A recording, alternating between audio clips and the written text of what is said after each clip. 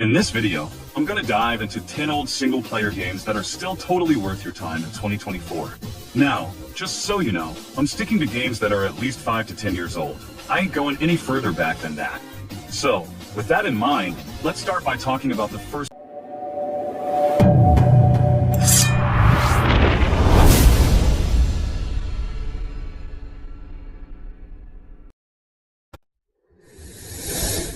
Assassin's Creed 4 Black Flag.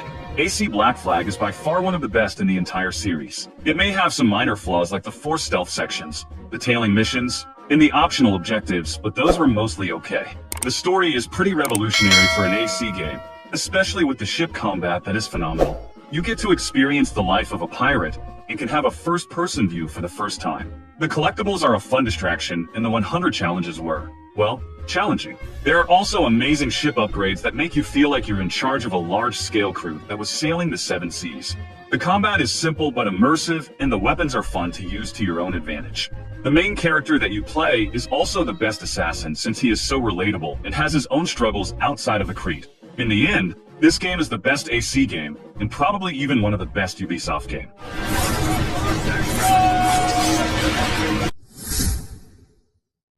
If you're looking for a free-roaming open-world game like the GTA series, Mafia 2 has an open world, stores to shop at or rob, a police system, and many other things you'd expect from that sort of game. But just like the first Mafia, this game is also a lot more structured, and instead of having much in terms of side content, it plays out like a traditional game campaign, with little time for free roaming. But the game's world is still well designed, even if it's mostly pretty window dressing, and it makes the campaign feel more alive than it would if it was just a corridor shooter. Mafia 2 is the kind of game where the police are actually police, and even though they'll probably never catch you, they'll still try to ticket you for breaking the speed limit. It's the kind of game that isn't afraid to be a little tedious to give a sense of contrast between a normal life and the Mafia life. There's an early level in the game that has you packing crates into the back of a truck to test your patience, until you give up and leave. The developers do a good job at recreating the time period. The cars, radio, and weapons all handle and sound pretty nice too. The story and gunplay are both pretty well done, and overall, if you're a fan of Mafia stories like The Godfather, then Mafia 2 is worth a shot, as long as you don't go in expecting a true open-world game.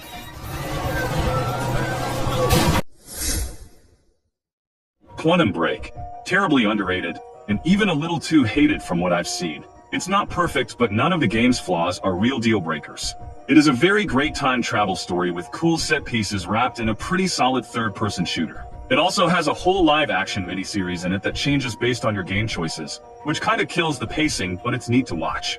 I have always really liked Remedy games, but somehow Quantum Break is special, very appealing for me in particular. While I think it's not as perfect as Alan Wake, but Quantum Break's story of time travel feels great, and it mixes a potentially good story with a very massive technical aspect. Game is visually impressive, and I can't really express how much I like it and how impressive it is at moments. The whole time fracture theme with the time waves, and the physical representation of fractured light makes Quantum Break one of the most beautiful games I have ever seen. The gameplay is very enjoyable too, with the awesome powers, quick movements, dynamic covers, and while the gunplay is not the best, the whole power system makes it very fun to play. Some combats can be really spectacular. In general, I can safely say that I absolutely recommend playing Quantum Break.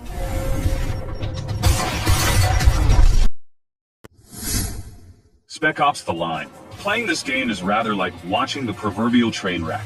You'll be horrified, but you can't look away. This is in no way a bad thing. Spec Ops wants to tell a story about soldiers in war. But unlike games such as Call of Duty, it doesn't want you to feel like an awesome, unstoppable killing machine. It wants you to see that war is not glamorous, awesome, fun, or desirable. It wants you to see the terrible toll that combat can exact on those who experience it. And above all, it wants you to see that in real conflict, there are no good guys and bad guys. And the world is full of gray areas. War is hell, and anyone who goes in will either join the fortunate dead, or have to live with what they've done to survive. Spec Ops is a third-person cover-based shooter that alternates between desert environments and crumbling urban ruin.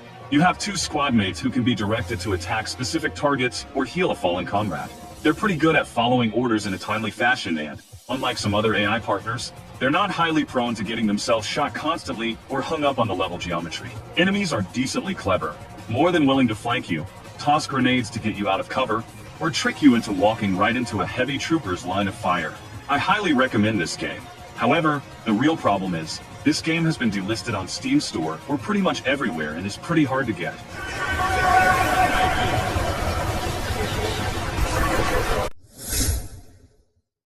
Sleeping Dogs. If you look at this superficially, you are going to say it's a badly made GTA clone. Take a second to look beneath the surface, and you will understand it's so much more. This game has a great story, character development. You start to develop relationships with your crew members, leading to some tense and interesting and some serious guilt-tripping moments. The gameplay is fun as hell. The combat system is a slightly modified version of the Arkham formula, allowing for more flexibility during combat. Yes, if you want to just get combat out of the way, you can pummel the keys and get through most fights. But if you really want to look stylish, you can pull off some great moves. One very important thing about this game most people won't tell you: you can grab a person and slam them headfirst into an aquarium, causing the whole aquarium to break and the fish to spill out. You can then grab a fish and beat people with fish that just came out of the broken aquarium. Oh, and there's this one moment where you toss a gangster into an ice chipper. That just shows how awesome Sleeping Dogs really is, right? If you are coming into this game for the gunplay, don't. Guns are a side thing. Real meat of this game is the hand-to-hand melee combat. Get it on sale or for full price. Either way, this game is worth experiencing. Titanfall 2. Titanfall 2 has the best story I've ever experienced from an FPS. The relationship between the player's character and his Titan is one that's fun to witness, made sweeter with occasional dialogue choices that really amplify their personalities. The overall arc is short, but doesn't feel like it, as the delivery of the story is perfect. The villains don't have a whole lot of depth, but they're not super important individually in the overall narrative and fit their purpose well.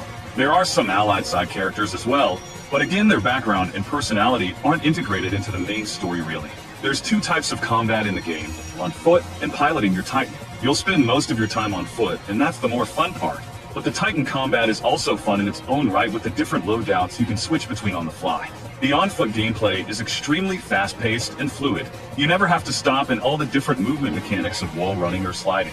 They are extremely easy to implement as you're playing both in and out of combat. If you're into fast-paced movement in games or snappy shooters, you'll love Titanfall 2.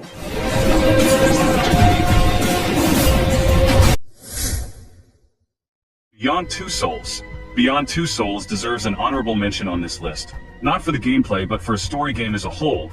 Going forward from that to games like Until Dawn, you can really see how developers leaned into narrative-driven games that sure were lacking in gameplay elements, but leave you satisfied with a good story and multiple endings to replay, and see how your choices affect the story. If you love games like Fahrenheit, Detroit Become Human, or Heavy Rain, then 100% you will like this game too. Absolutely recommended. Well everyone, that was all for this video. Make sure you subscribe, as I am closing in to reaching 2,000 subscribers on this channel. See ya. Jody, what have you done? Tell them to leave me the f*** alone, because next time, I'll kill everyone. Watch Dogs 1. I think most of the people who dislike this game are those who were disappointed about how the marketing didn't match the final product, but I went into it blind, and it's easily one of the better games I've played. There's just something about it that makes it so good in my opinion. The second one couldn't top it though, and definitely not Legion. If you like watching crime movies or shows, you will love Watch Dog 1's story. Mob bosses, gangs, assassins, hackers, guns, as well as the main character and his family. It's a somewhat generic revenge tale, but the execution is perfect. Extremely varied mission design and realistic plot, not contrived at all. The gameplay is actually simple, but that is its strength. Drive, shoot, sneak, or hack. Playing this in 2024, and the world seems more real than ever with the implementation of facial scanning and cameras on every corner. Very dystopian, but close to home more and more in current years. Vibes are 10 out of 10 on a rainy night in Chicago being the vigilante. Every person having a conversation on the street is actually speaking, and you can listen to them. Crimes are occurring down random back alleys that you can stop and stuff like that. All in all, I couldn't recommend enough as a solid single-player story-driven experience.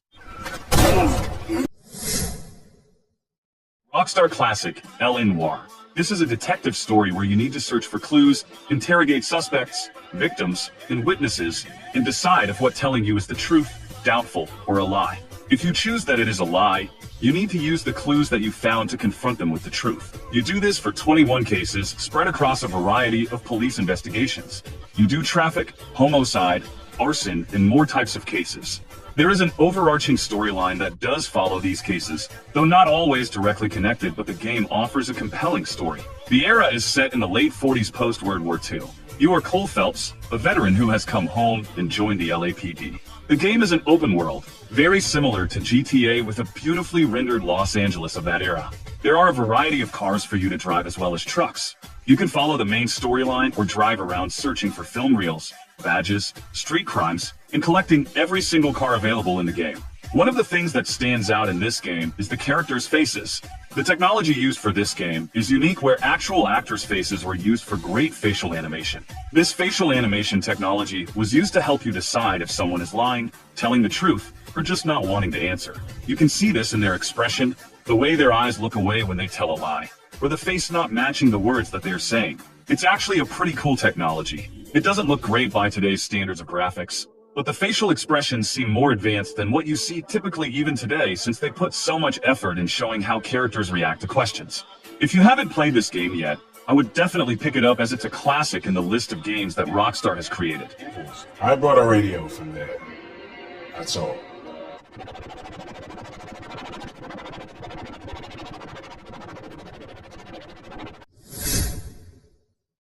Dying Light. Dying Light is a zombie game that focuses on atmosphere and player movement. If you have played Dead Island, you already know the basic mechanics: craft melee weapons and bash zombies while collecting supplies. But Dying Light employs numerous changes that improve on this. Atmosphere is perhaps its best asset. The day-night cycle is a crucial component, as there are major changes to mood and gameplay as the sun sets behind the horizon. At night, the tension elevates as you experience reduced visibility and face zombies that are nimble, fast, and deadly. You will be tempted to venture out at night for extra rewards. During the day, you battle hordes of shambling zombies that are fun to eviscerate with a broad selection of weaponry. The difference between night and day provides a genuine roller coaster ride. Parkour movement makes navigating the world immensely enjoyable. You are able to run, jump, and climb over buildings with ease. You just look at a ledge and hold the jump button to climb. The single player is surprisingly entertaining and lengthy, with side quests that are often better than those in the story. Characters are well-defined and memorable, with more effort given to justify the game world. You run between areas, clear safe zones, rescue people, and collect items. Story missions might even feature shootouts and indoor levels. Overall, Dying Light is a terrific zombie game that greatly improves the core mechanics from Dead Island. It emphasizes the world and how you move around in it. The changes between day and night are refreshing and memorable. There is a healthy amount of content that will provide dozens of hours of entertainment in solo or cooperative play.